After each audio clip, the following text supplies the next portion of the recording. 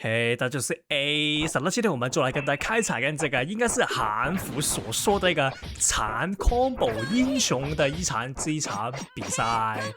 那其實什麼意思？如果大家記得的話，我大概2個禮拜前嘛，就跟大家一起看了一遍這個韓服8月底的更新預告的內容。對，那裡面就有其中一個論點，就是韓服啊是打算把那些殘 combo 的英雄啊，或者是殘 combo 的打法來一個修改。對，那當時我就提出了陰陽師這個英雄作為這個殘 combo 的例子之一。那我那部影片出來之後，裡面就有一些觀眾留言就說，其實啊那些殘 combo 英雄啊，還有不同的那些英雄也是非常殘 combo。例如說他有提出是那個韓服也不少人有爭議或者是不少投訴的這英雄小紅帽，或者是那個黑暗騎士，那也是他們韓服常見的一支殘 combo 的英雄之一啊。那他說完這些例子之後，我就想起來，其實啊，真的也有不少英雄有這個殘 combo 問題。那所以今天開始啊，就在更新前，就是大概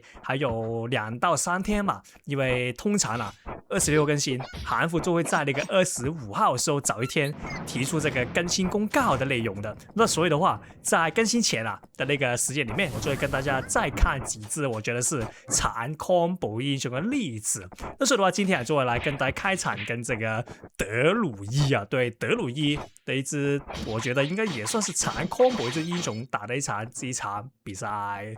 那當然啊，這個是不是殘 combo，我覺得也是歡迎大家來討論啊。我們這個頻道啊是10分之開放了之後，你有自己的想法的話，你也是可以在留言區下面說。當然前提是你要尊重所有人。对，那基本上如果你尊重所有人的話，你說什麼也是 OK 的。OK， 那這個是第一點。那第二點呢，為什麼我會選擇這部素材呢？其實啊，是因為大概2個禮拜前吧，這個德魯伊玩家我也發過一部另外的素材。那當時他就有人說，能不能發一些打敗我的那些素材？那當然是沒問題的，這個是一個很小的要求，我覺得也 OK， 那就發一部是你打敗我的這一場素材吧。對，那這個是第二點，為什麼選擇這個素材原因呢？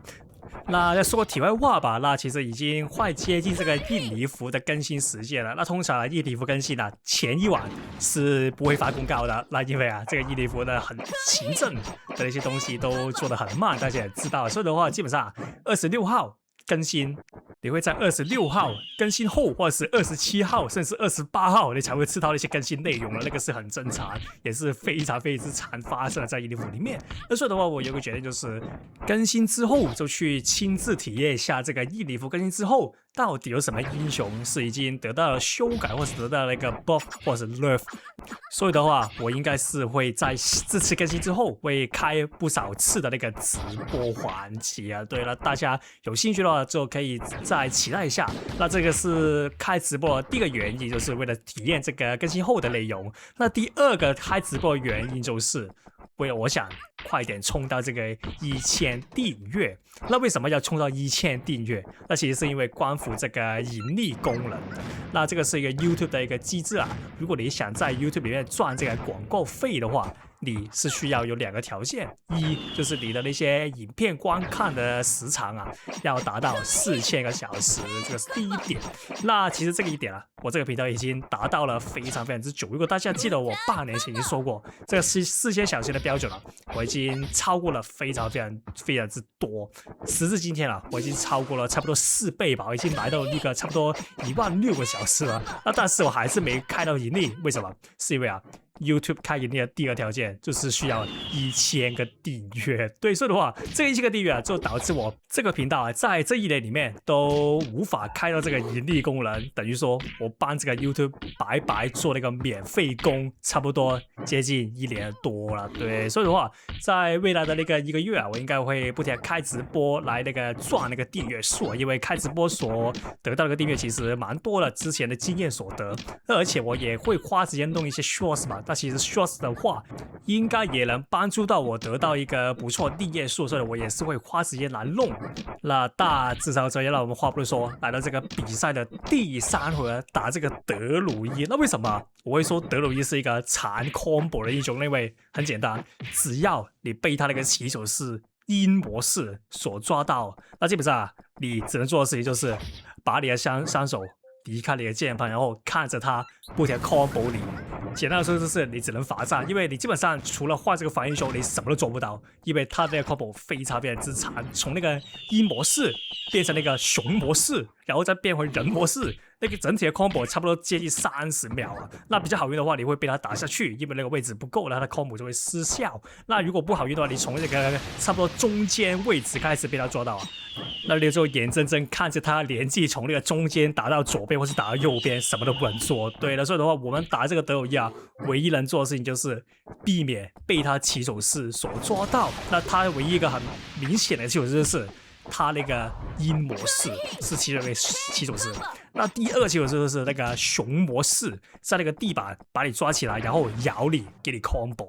那我們只要不被這兩個模式抓到，基本上就沒什麼大問題了。那但是又是那句簡單，但也是很困難的。OK， 這邊呢，我把它抓住了，然後給它黑毛 combo。那這個是我能做的事情啊，在前期多打一點輸出，那我們後期的現階段就打得比較舒服一點。OK， 這邊他的人應該有了，我看應該會變成鷹模式，對。那當他變成鷹模式的我們啊，其實唯一能做的事情是兩個：一，逃跑，像我剛才一樣；二，就是用你的360防禦來把他那個鷹模式防禦掉。那其實啊，為什麼會說360防禦？因為啊，他那個鷹啊會從你的左右裡邊不停地穿插。那除非你是一個對自己防禦非常之有信心的一個人啊，不然的話，我還是建議你直接用那個360防禦來防禦掉他那個鷹模式。對，這邊呢，他比較用了逼風所抓住，然後我們直接開反裝，因為他的那個裝備看起來是沒有反裝，所以我直接開劍把他抓住。就不要浪費這個機會了，我們直接把它收掉。OK， 來到這個第5回合啊，那個決勝局啊。那其實來到決勝局啊，我們要打得非常小心。我們要非常之提防他的鷹模式跟這個熊模式。當他那個鷹模式用完之後，我們立馬衝過去進攻，不要讓他存能量。OK， 還要留意一點就是他那個帽子啊，他那個領葉頭盔就隨時可以跳起來，然後配合這個鷹模式來把你反抓。